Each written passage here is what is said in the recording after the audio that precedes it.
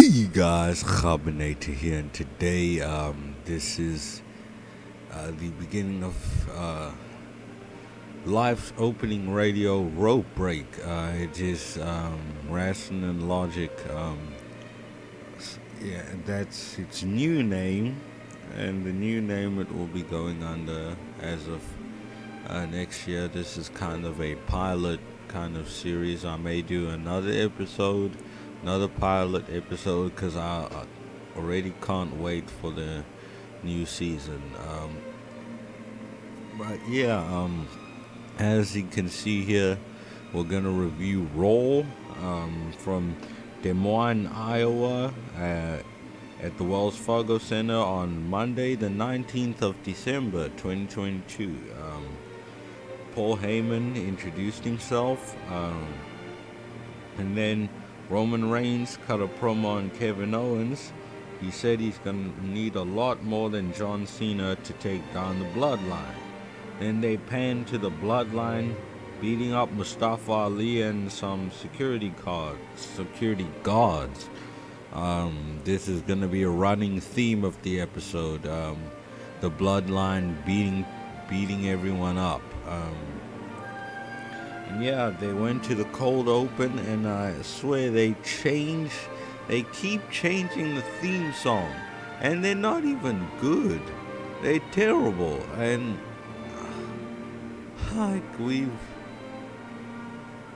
anyway, I'm not gonna go over that. Anyway, the first match on this show is the Street Profits, consisting of Montez Ford and Angelo Dawkins, with Akira Tozawa, and I was wondering, what is Akira Tozawa doing with the Street Profits? Is he joining them? I hope not. But I played some Fortnite with Ben, and he told me that it might just be a one-off thing. Hopefully it is. Hopefully Ben's right, and it is only a one-off thing. Cause yeah. Anyways, they are going against the Judgment Day, consisting of Dominic Mysterio and Damian Priest, with Mommy Rhea Ripley. They all come out, and I say that they have to win this match. They kind of have to. Montez and Priest start. Priest gets an early advance. Sorry about that.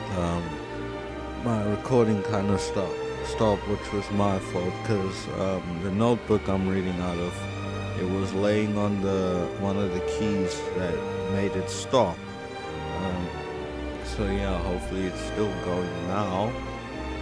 Anyway, I'm so tired. It's only 8 p.m. Probably because I woke up at 6 this morning. Anyway, he shoots off Montez, Damian Priest. Priest jumps over him. Priest tries to hit a big boot but misses. Montez hits a super kick. He kicks Priest in the ribs, gives him some chops. He went crazy on him. Did a drop kick to no avail, and then Priest did a rolling forearm. He threw Tez into the corner quite hard and beat the crap out of him in the corner. Kicked him. Finn Balor made a tag. Wait, huh? Oh, my bad. It's Finn Balor and Damian Priest, not Dominic. Dominic was at ringside with Rhea Ripley. But yeah, Finn Balor tags in, and he does some shoulder rams into the corner. Meanwhile, the Bloodline beats up another person, hits a dude with a guitar, and that kind of reminded me of Jeff Jarrett on AEW. He hit Darby Allin with a guitar, and yeah, I kind of laughed at that, because one of my co-hosts, who you will see quite soon, Ben, he was pretty pissed when he saw Jeff Jarrett in AEW for the first time. But yeah, anyway, Dawson makes a tag. They make back and forth tags. They're focusing on the Street Profits are focusing on Finn's arm. Priest makes a tag and then does a comeback. Then with that they went to the break. They come back from the break and Balor has, I think, Montez Ford in a headlock, and then Montez did a DDT, which was nice. Dawkins made a hot tag, although it was kind of awkward. Does a splash in the corner, kicks, I think, Finn Balor, because he's a legal person. Damian Priest comes in and hits South of Heaven. Montez does a frog splash. Finn rolls up, I think, Montez Ford for a 2 count. I didn't say. Rhea Ripley and Dominic are concerned at ringside. They replayed that spot. Montez hits a nice enziguri.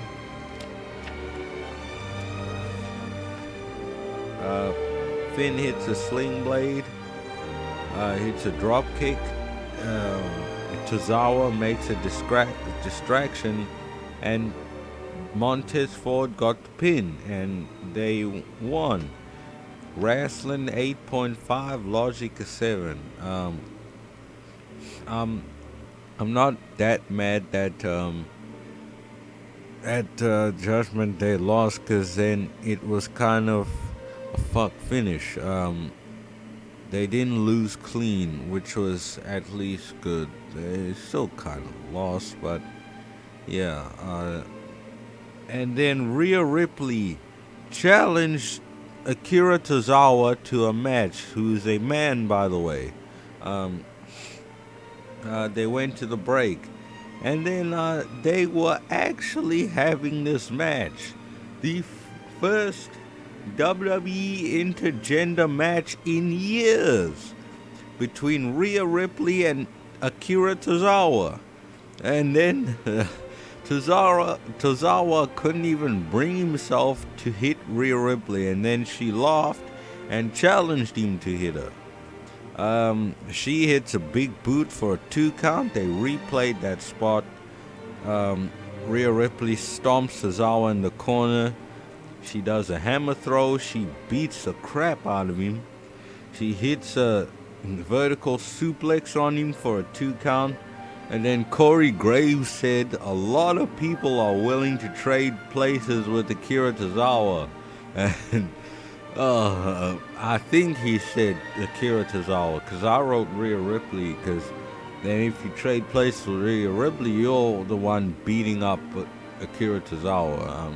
I wouldn't mind that either, but I definitely wouldn't mind. Call me a simp, but I wouldn't mind Rhea Ripley beating me up.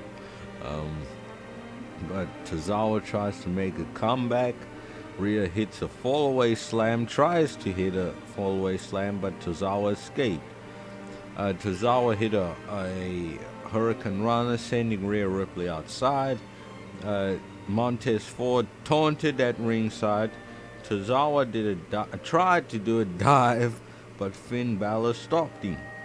Montez Ford did a dive, and Rhea Ripley tried to do the Riptide, but Tozawa escaped and sent her into the ring post.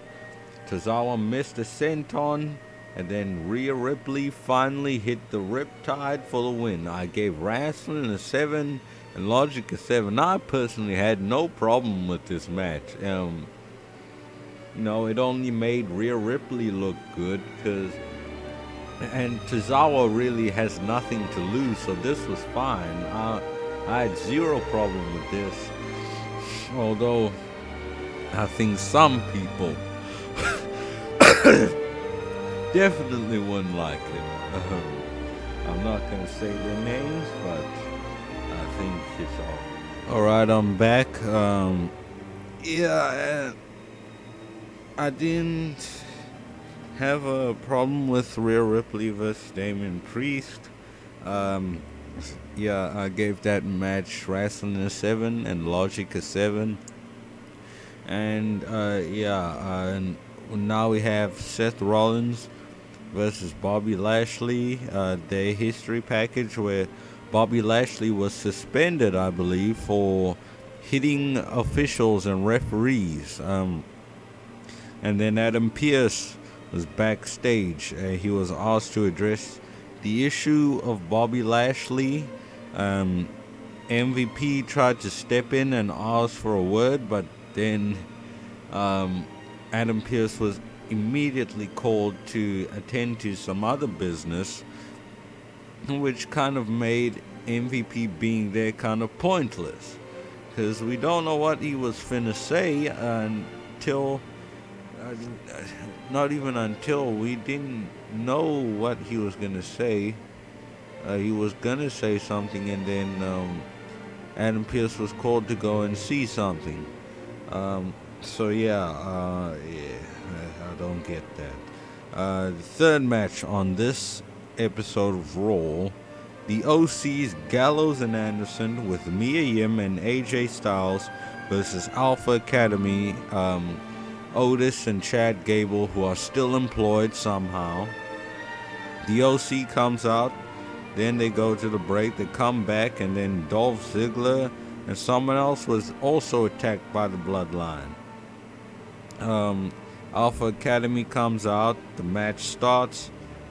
Carl Anderson and Chad Gable start. They do chain wrestling. Otis seems to have grown out his beard since the last time I watched him.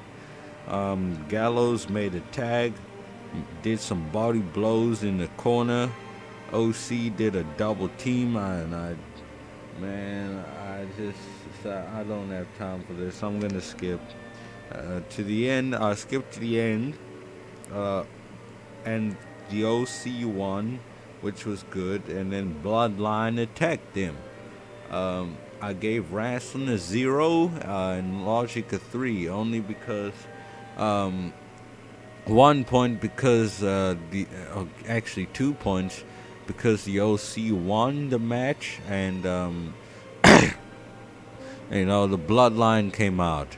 So yeah, that's the rating for that match. They go to the break, and Bloodline are in the ring. They cut a promo. The Bloodline is in your house, or something like that. And then they'll cut. Sami Zayn was there. The Usos. Adam Pearce and security were at ringside, ready to arrest them, it seems. And they cut a nice promo. And then they walk back to the locker rooms, and then when AJ Styles threw himself at Sami Zayn, it just got out of hand. Speaking of out of hand, a history package of Bayley versus Bliss last week. It was the number 1 contenders match for the Raw Women's Championship. Bianca Belair's Raw Women's Championship, and by the way, she needs to lose it at WrestleMania, either to Bayley or Becky Lynch, but I'll get to that. Alexa Bliss got possessed and gave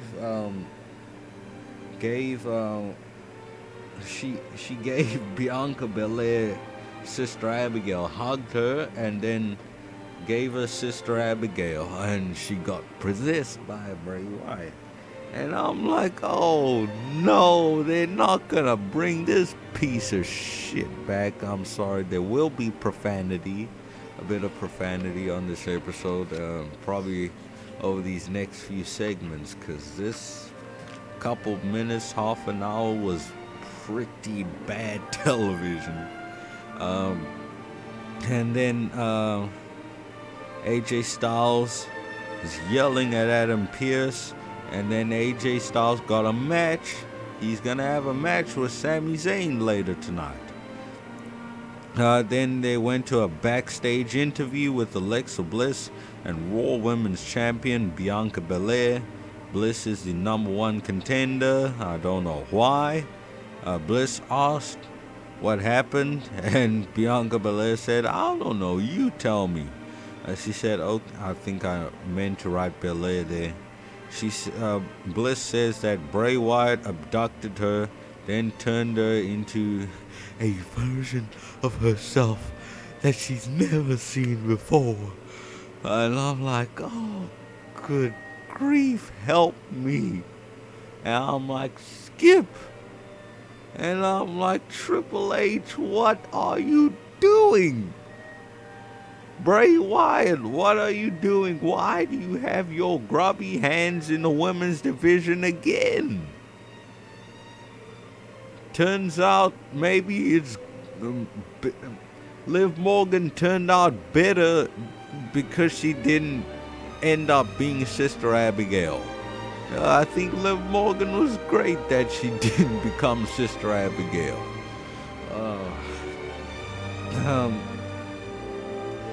But yeah, man, if this was a match, it would get a 0 rating instantly.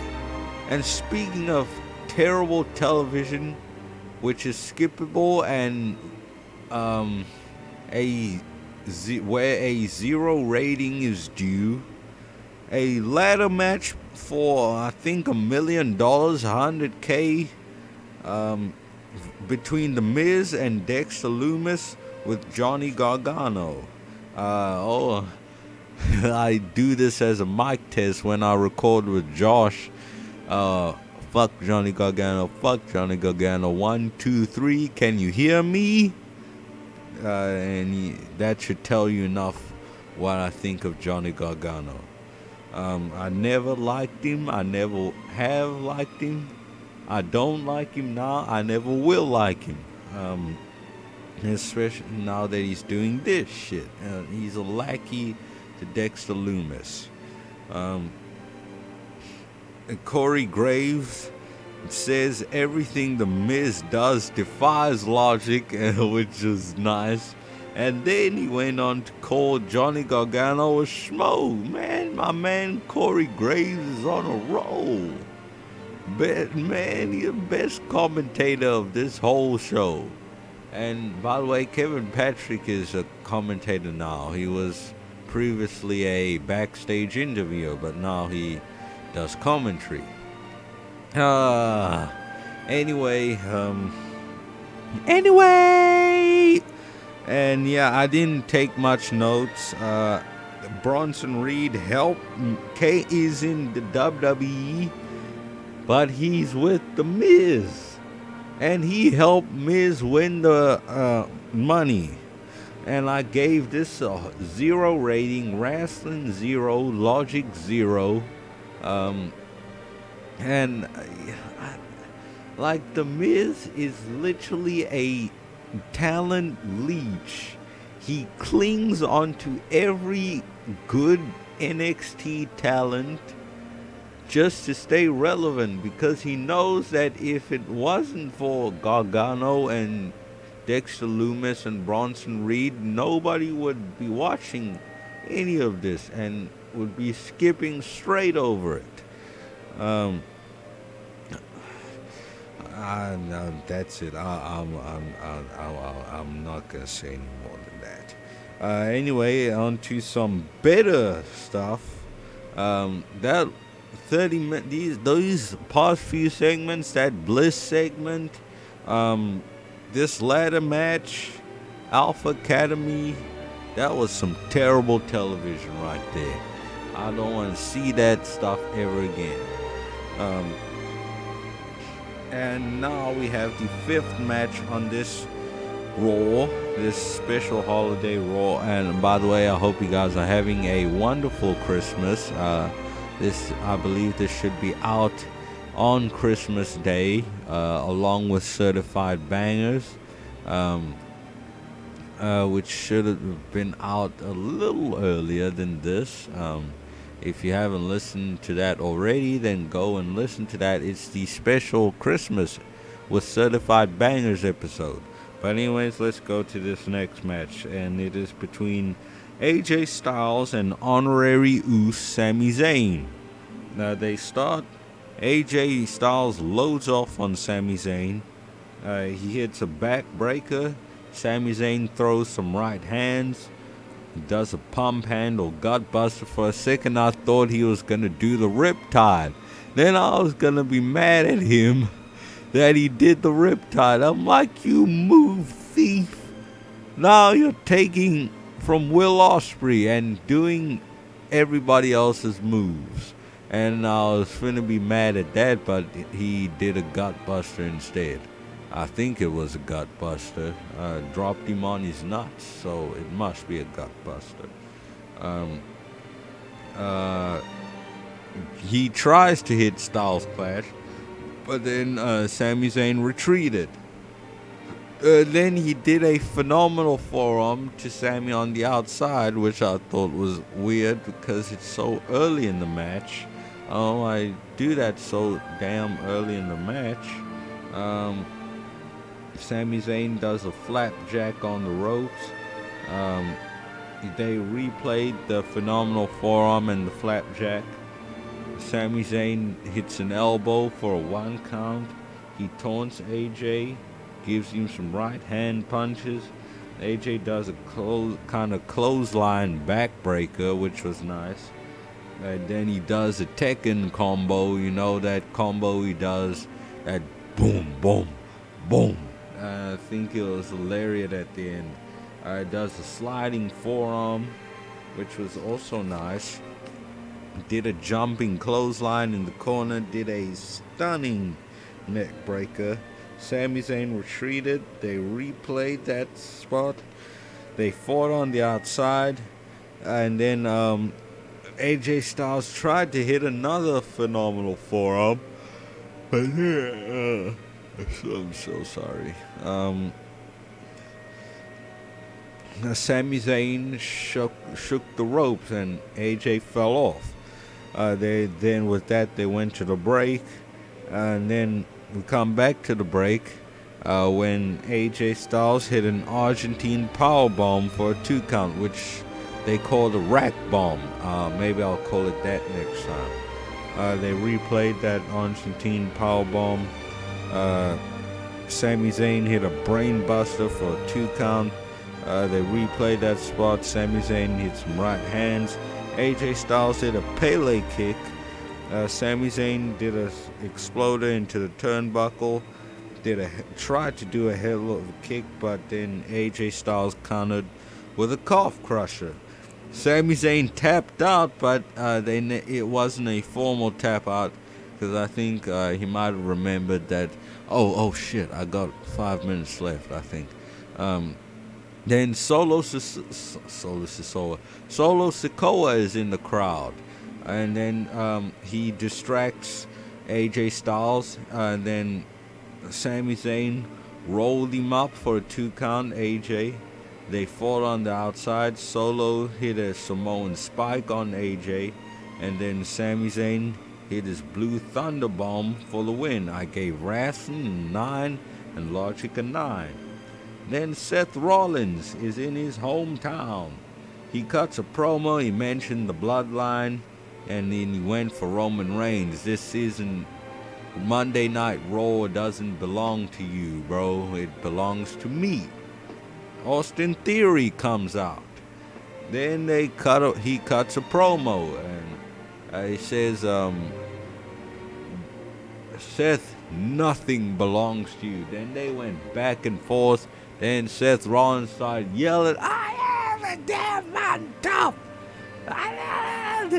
But it was a great promo. And then the Usos came to ringside. And then Austin Theory left Rollins for dead. Then the Usos jumped him. Then Kevin Owens came out. And he... and I said this was better build than War Games. Kevin Owens and Seth Rollins against Usos later. And, I kind of hate when they do that, when they book matches on the fly. Like that. Sorry for yawning. I'm just tired for some reason. I'm just so freaking tired. I feel like I could fall asleep. Yeah, I'm sorry for yawning so much. I just feel kind of tired. Anyways, oh yes. Oh yes. Queen shit right here. Becky Lynch cut a promo in Bailey in the alleyway while she was, I guess, walking to the ring. She said Bailey is essentially didn't explicitly say it, but she said in hindsight that Bailey is a pussy and won't do anything by herself. And Becky wants a solo act from Bailey. Wants Bailey to turn up on her own.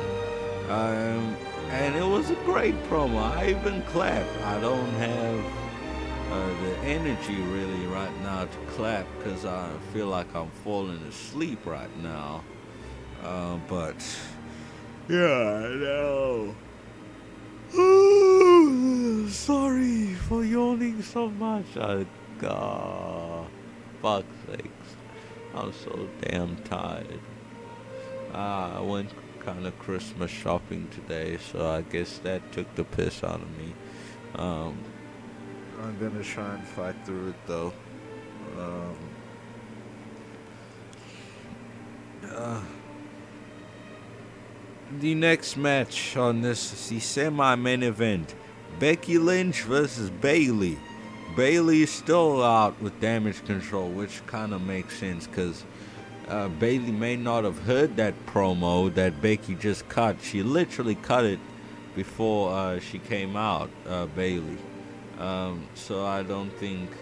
And Bailey still has a choice. She doesn't have to leave the damage control alone.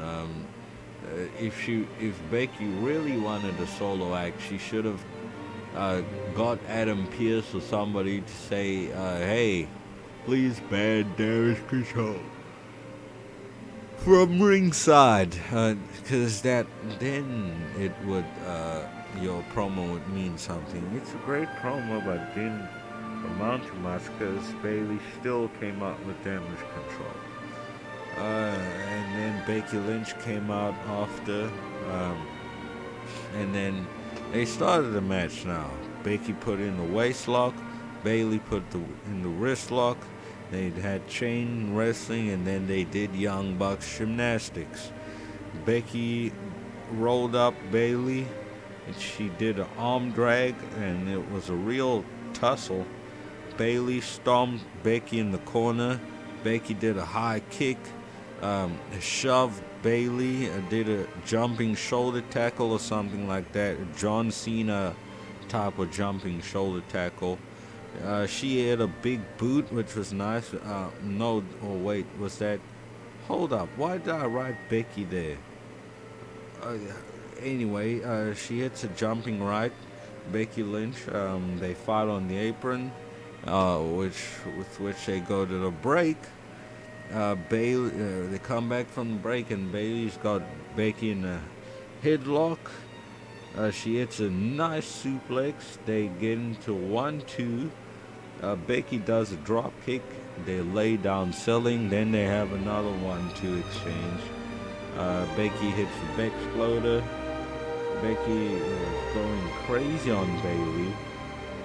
She did a leg drop for a 2 count. They replayed that spot. Bailey hit a side suplex for a 2 count, which was also nice. I went, damn. Becky did a backslide for a 2 count. Bailey did a sliding clothesline to the back of Becky's neck. Becky hit an inverted DDT for a 2 count. Thank you, by the way, Corey Graves, for telling me that move, because I never have, and I never know what move that is. I think I saw two of those tonight. Oh, phew.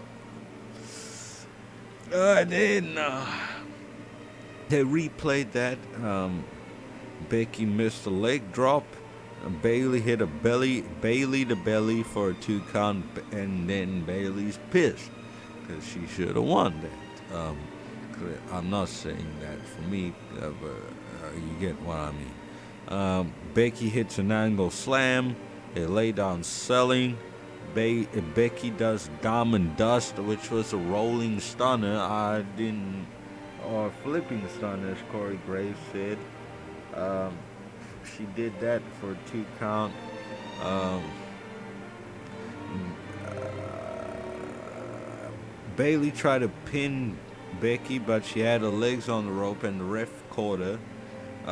Becky tried to hit the manhandle slam, but then Damage Control pulled Bailey out, and now Becky is mad at Damage Control. She baseball slide drop kicked Bailey. She threatened Damage Control with a monitor. She stomped Kai in the ring. Bailey bashed Becky with the monitor and hit a rose plant for the win. I gave Wrestling a 10 and Logic a 9. This was a great match. This should have been on a pay-per-view, like Royal Rumble or something, or a bigger episode of Raw or something than this, because this was too good to have. This match was too good for Raw. This was a great semi-main event. Then Seth Rollins and Kevin Owens have a backstage segment. They reminisce over WrestleMania 38 earlier this year, and Kevin Owens hates Rollins' laugh. Ha ha ha ha ha. I don't know if I'm doing it right. That should be quite accurate. Anyway, the main event, the undisputed tag team champions, the Usos, versus Seth Rollins and Kevin Owens. They immediately start fighting. Jay and Seth started. Right hands from Seth. Seth did a shoulder tackle. Kevin Owens tagged in. He dropped Jay on his knee. There's a name for that move, but I don't know what it is. Jay came down balls first onto Kevin Owens' knee. So I don't know what that move is called. Anyway, Kevin Owens hits a lariat, throws a right hand, which was quite nasty. Or was that Jay? I think that might have been Jay. Or it actually is Kevin Owens. Throws another one. Then he went, "Where's Sammy Uso? Where's your dog? Where's your dog?" Then Jimmy Uso did a cheap shot, and with that they went to the break. They come back from the break. Jay does some shoulder rams, Jey Uso. They simultaneously hot tagged. Seth did a sling blade at the end of his comeback. He did a jumping elbow in the corner. Did a backbreaker for a 2 count, which was nice. The crowd sang Seth's theme. Woo, woo. Jimmy tags back in. Seth Rollins misses a stomp. He hits a super kick. Did a crossbody on both Usos, which was nice. Kevin Owens did a splash on Jimmy for a 2 count. Hit a swanton bomb, but I almost said Jimmy had his knees up. They replayed that spot. They laid down selling and enter Solo Sikoa into the arena. Jin. I keep saying Jin, man. It's this wrestling, not Tekken. Jimmy throws a right hand. Then Gallows and Anderson are now in the game. Jey Uso does a dive. Then Seth Rollins does a dive. Solo charges at Seth Rollins and misses. Seth stomps Jay. Jimmy and KO in the ring. Austin Theory took out Seth Rollins with the U.S. belt. KO did a super kick and hit a pop-up powerbomb for the win, which was really cool. This match was great. Gets Wrestling at 10 and Logic at 9. It's tied with the previous match of the night. I think they should share that accolade, because those are both great matches. But yeah, I think Becky and Bailey was of a higher caliber match. that last match was a Raw match and was made last minute. But yeah, that Becky Lynch and Bailey match, probably my opinion, match of the night. Overall, I gave this show wrestling 8 and Logic a 7. But before that, Sami Zayn came in after the match and then immediately left, to which the crowd booed. And then I said this was a great third hour. The last 2 matches, the last 3 matches actually, were very good. Very, very, very good. I enjoyed that a lot. But yeah, I'll see you guys. If not for New Year's Smash and Wrestle Kingdom, I'll see you guys, I guess, in another pilot episode if I plan on doing one. Yeah, but until then, this is Kgabo on behalf of Ben Charles and Josh Jenkins, signing out.